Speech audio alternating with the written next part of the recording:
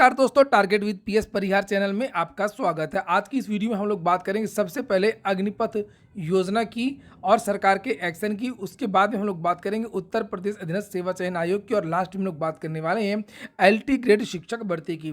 तो वीडियो को जल्दी से लाइक करते हैं, शेयर कर दें और जिन छात्रों ने चैनल को अभी भी सब्सक्राइब ना किया हो तो जल्दी से सब्सक्राइब कर लें ताकि आप लोगों को भी इसी प्रकार की ऑथेंटिक अपडेट सबसे पहले मिलती रहे। चलिए शुरू करते हैं। यहाँ पर जैसा कि लिखा हुआ है कि अग्निपथ हिंसा 12 जिलों में इंटरनेट की सेवा जो बंद कर दी गई है। ये देखिए टीवी में आ रहा है, रिपब्लिक भारत है और यहाँ पर लिखा 19 जून तक इंटरनेट सेवा बंद रहेगी। और बहुत सारी राजनीतिक पार्टियों ने ऐलान किया है, किसी ने बिहार बंद का, किसी ने भारत बंद का।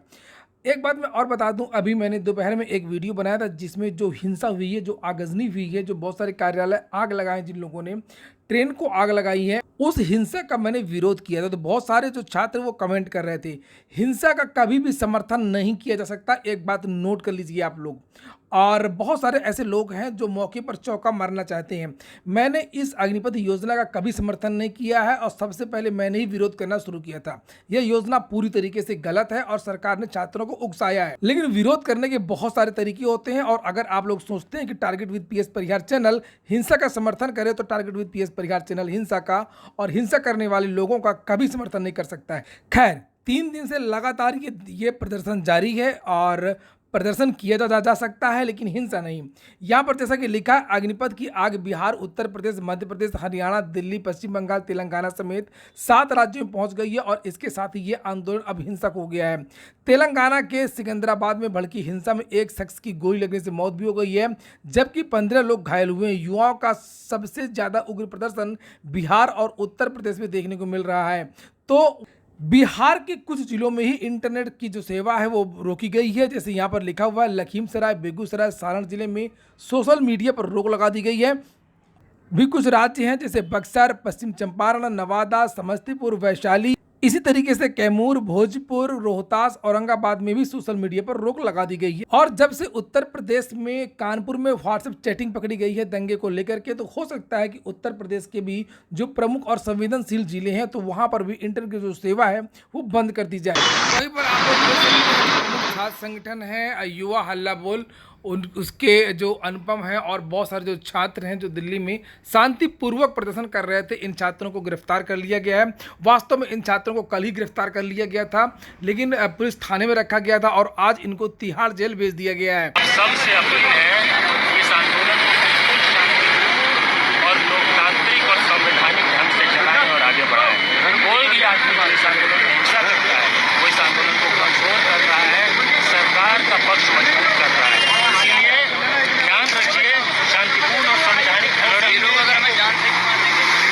पर यह कहा गया है कि जो भी लोग हिंसा कर रहे हैं वो सरकार को मजबूत कर रहे हैं। हिंसा का बहाना लेकर के जो सरकार है वो आंदोलन को समाप्त कर सकती है। सरकार के पास संसाधन बहुत हैं और अहिंसा के द्वारा शांतिपूर्वक तरीके से इस धरने प्रदर्शन को अंजाम तक पहुंचाया जा सकता है और छात्र किसी के बहकावे में बिल्कुल ना है, खास तौर से राजनीतिक पार्टियों की। और ये भी कहा है कि अंत में हम लोग जीतेंगे, यानी छात्र जीतेंगे और सरकार हारेगी। एक बार सरकार को फिर से जो अपना ये योजना है इसको वापस लेना पड़ेगा। सरकार ने इस तरीके की बहुत सारी योजनाएं पहले भी वापस ली हैं और माफी मांगी है। किसान नेता राकेश टिकैत का भी बयान आया है। इनका कहना है कि पहले खेती को कॉन्ट्रैक्ट पर लाने का असफल कोशिश की थी सरकार ने, उसके बाद में देश के युवाओं को कॉन्ट्रैक्ट पर लाने जा रहे हैं। तो एक बार मैं फिर से कहूँगा कि आप लोग विरोध इस योजना का जरूर करें, अच्छी तरीके से करें, जोर से करें, अंजाम तक पहुँचाएं, लेकिन हिंसा से बचें और जो लोग हिंसा कर रहे हैं उनको रोकें, उनसे दूर रहें। ये जो कुछ भी हो रहा है उसमें उसके पीछे केवल और केवल सरकार ही दोषी है। सरकार ने ही ऐसी जो सिचुएशन है वो उत्पन्न कर दी। जैसे मैंने पिछले वीडियो में भी आप लोगों से बताया था कि सरकार पिछले 4 साल से कोई भर्ती नहीं कर रही है। केंद्र सरकार, बैंकों में पदों को कम कर दिया गया है, रेलवे भर्ती 4 साल से पूरी नहीं हो पाई। 2019 से एनटीपीसी और ग्रुप डी, आर्मी भर्ती की अगर हम लोग बात करें तो 4 साल से कोई रैली नहीं हुई है। तो ये जो चीज़ें थी, विद्यार्थी इससे आक्रोशित थे। कोरोना समाप्त हुआ, चुनाव हो चुके थे तो लोगों को लगा कि शायद अब भर्तियां आए। उसके बाद में सबसे पहली सूचना इसी तरीके की मिली, संविदा वाली, सामान्य नहीं। इसलिए छात्र जो है वो और ज़्यादा आक्रोशित हो गए। छात्र अपना विरोध कर रहे थे और उन्हीं में से कुछ जो है असामाजिक तत्वों ने आकर के मौके पर चौका मारने की कोशिश की है। खैर, अब हम लोग बात करेंगे यूपी ट्रिपल एससी की। जैसा कि मैंने कल बताया था कि आज यूपी ट्रिपल एससी में एक मीटिंग होनी है और कुछ परिणामों को लेकर के चर्चाएं हो सकती हैं। कुछ परिणामों को लेकर के मीटिंग तो होनी थी, लेकिन आप लोगों ने ये ट्वीट देखा होगा उत्तर प्रदेश के मुख्यमंत्री का, और उन्होंने कल 2 दिशा निर्देश दिए थे, कल और परसों। एक तो यूपी बोर्ड को लेकर के था, जिसकी नोटिस आज जारी हो गई है।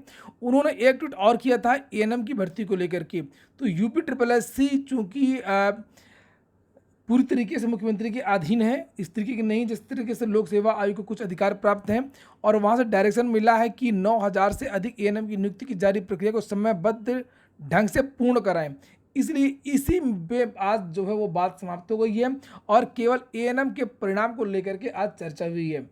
तो यहाँ पर देखिए लिखा यह उत्तर प्रदेश सरकार के प्रथम 100 दिवस की कार्य योजना में सम्मिलित है चयन प्रक्रिया। तो इसकी वजह से जो परिणाम जारी होने थे उन सभी परिणामों को फिर से एक बार रोक दिया गया है, और सरकार खाना पूर्ति करना चाहती है। 100 दिन के बारे में जो बताया था कि हमने 9000 भर्तियां करी हैं। एक दरोगा भर्ती का परिणाम इसी आनन फानन में जल्दी जारी किया गया, और दूसरा ये एएनएम।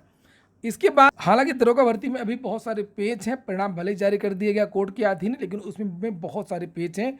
उसके 2 कोर्ट केस हैं और दोनों कोर्ट केस बहुत मजबूत हैं। एक की सुनवाई हो रही है प्रयागराज में और अगस्त में सुनवाई होगी, और एक केस की सुनवाई जुलाई के महीने में ही लखनऊ बेंच में होनी है। तो यूपी ट्रिपल एससी की आज की यही अपडेट है कि आज जो मीटिंग हुई थी कुछ परिणामों को लेकर के वो उसको टाल दिया गया है। ठंडी बस्ती में परिणाम चले गए हैं और अब केवल और केवल एएनएम के बारे में आज मीटिंग हुई। इसके बाद में अब हम लोग बात करते हैं एलटी ग्रेड शिक्षक भर्ती की।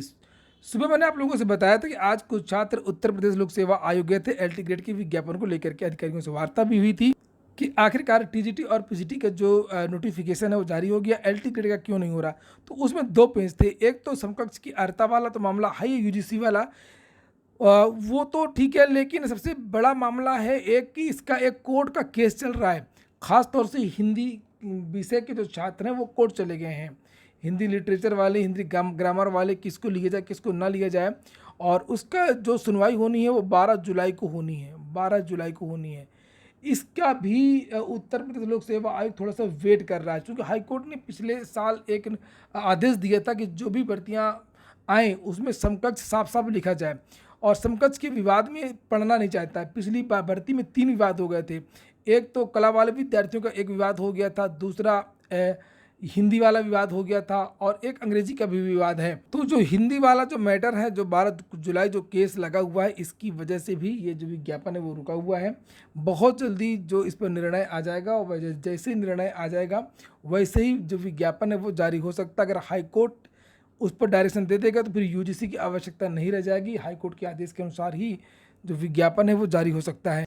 वहीं पर आज प्रतीक्षा सूची के बारे में भी वार्ता हुई है। प्रतीक्षा सूची के बारे में ये कहा गया कि बहुत जल्दी आपको जो शेष विषय 2018 वाली जो भर्ती हुई थी, जिसकी प्रतीक्षा सूची आप लोगों को नहीं मिली है, वो भी आपको देखने को मिल जाएगी। तो ये हो गया आज का वीडियो। अगर आपको अच्छा लगा तो काम को तो लाइक अवश्य कर दिया करें। पूरा वीडियो सुनने के लिए बहुत बहुत धन्यवाद।